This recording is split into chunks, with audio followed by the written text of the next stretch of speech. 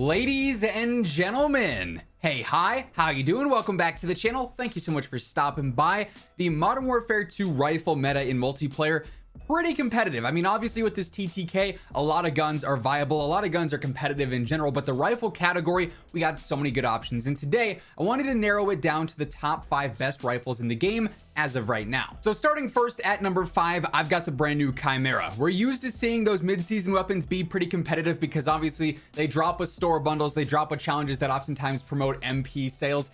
This is no different here. From day one on Season 1 Reloaded, the Chimera has been a force to be reckoned with. It is the perfect run and gun rifle, right up there with the 74U in terms of that close to mid-range sort of hybrid gun, if you will. This one obviously comes with the built-in suppressor if you don't go through and change the barrels, so there's that added bonus. Even though the red dots aren't showing up on the minimap, it's still cool to have it on there. Feels just like the Honey Badger from Ghost. This thing is nice, reliable, consistent, and kills incredibly quickly. So the setup here, overall pretty basic for an MP setup. Like I said, I don't run a barrel here because that integrated suppressor, it just feels solid for those engagements you want to take with it in those close to mid-range areas. It's not really a long-range weapon whatsoever, just like the 74U wouldn't be. Its damage drop-off is certainly noticeable, but overall you don't need that on there to, you know, extend the lethality of this gun all that much. Instead, I go for the 7mm laser, faster ADS, and sprint to fire on there. The Ripper underbarrel just for some better stabilization. I tune this for better stability and recoil stabilization in general, so it's going to be really easy to shoot. The recoil is like non-existent here.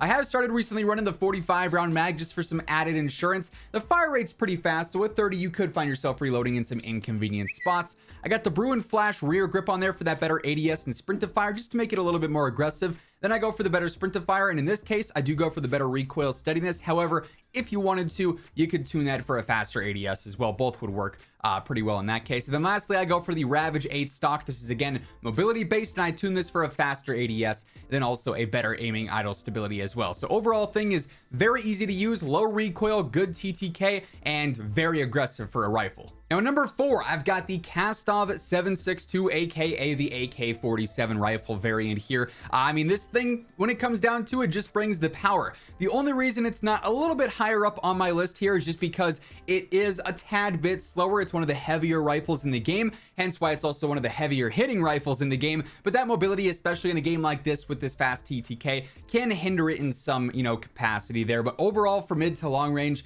this thing is an absolute beast. Relatively low recoil, and its damage, like I said, is just absolutely absurd. So recently I've actually gone ahead and dropped the barrel off of this setup for multiplayer. You know, the 584, it's a good choice, but it's going to slow you down even more, and frankly the velocity and the range on this thing by default is already very good, so no need for that here. Instead I go for the Olay laser, snappier ADS, slightly better sprint to fire if you're playing a bit more aggressive with this.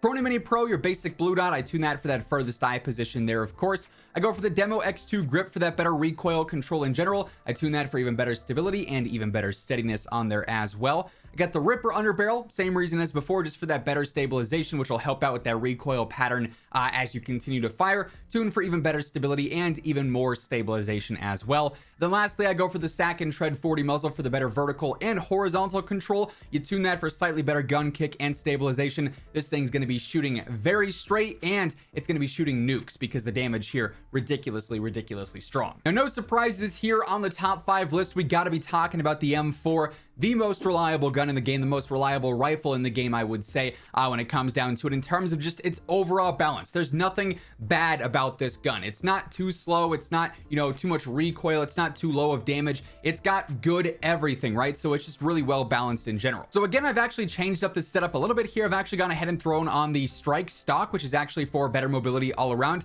Hurts your control a little bit, but we gain that back with a lot of the other attachments. I tune this for a better aim walking steadiness and slightly better stability on there. I go for the Sack and ZX grip as well, better control, better stability in general, with that steadiness also tuned on there too. So it's going to be shooting straight, like I said. Ripper underbarrel yet again for that better stabilization, same tunes, basically better stability and better stabilization.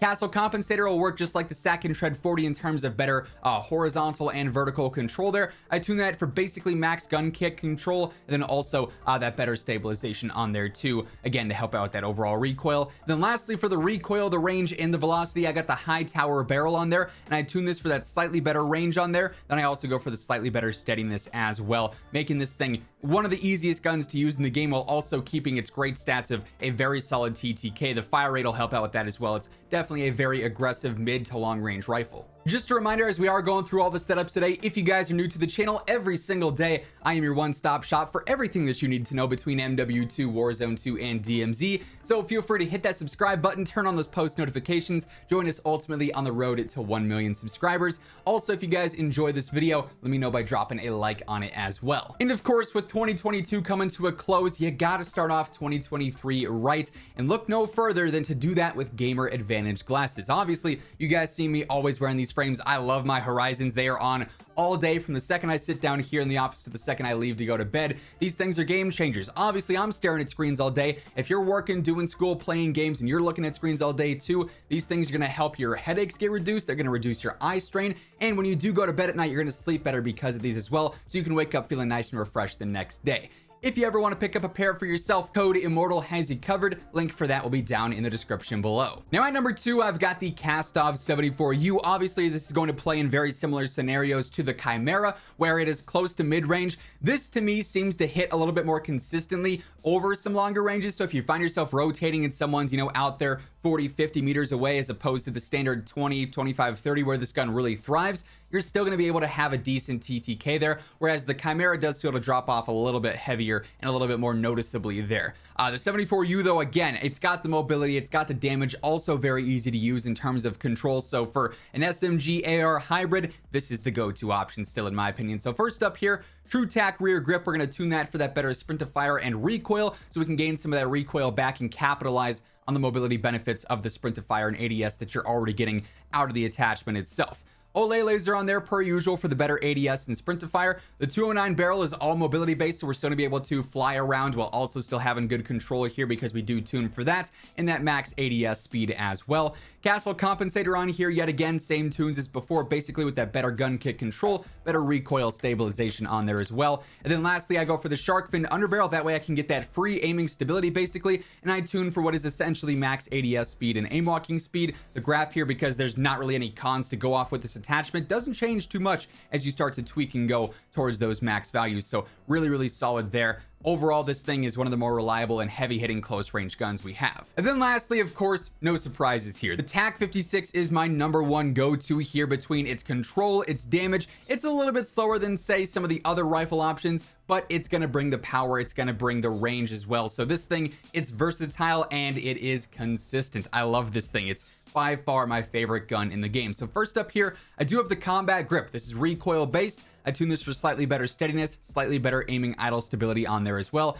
Olay laser just to keep things a little bit more snappy with that ADS speed. Ripper underbarrel, same deal as before, tuned for that slightly better stability and recoil stabilization. Sack and tread 40 on here, yet again, better gun kick control and better stabilization out of that tune. Then lastly, I go for the Tundra Pro barrel. This is going to help out with the range and the velocity, making it obviously even more lethal for those mid to long range fights. Tuned for better damage, better steadiness on there as well. So you're knocking out all the required stats for a mid to long range rifle here. It's got the range, it's got the control, it's got the damage. This thing's gonna absolutely fry. All that being said though, that is gonna wrap things up for this one. If you guys enjoyed the video or if you found it helpful, let me know by dropping a like on it. And if you're new here, feel free to hit that subscribe button, turn on those post notifications. That way you can always guarantee you're up to date with all things going on in the world of Call of Duty. But once again, thank you so much for tuning in, and until next time, take it easy, have an awesome rest of your day, and I'll catch you guys later. Peace out.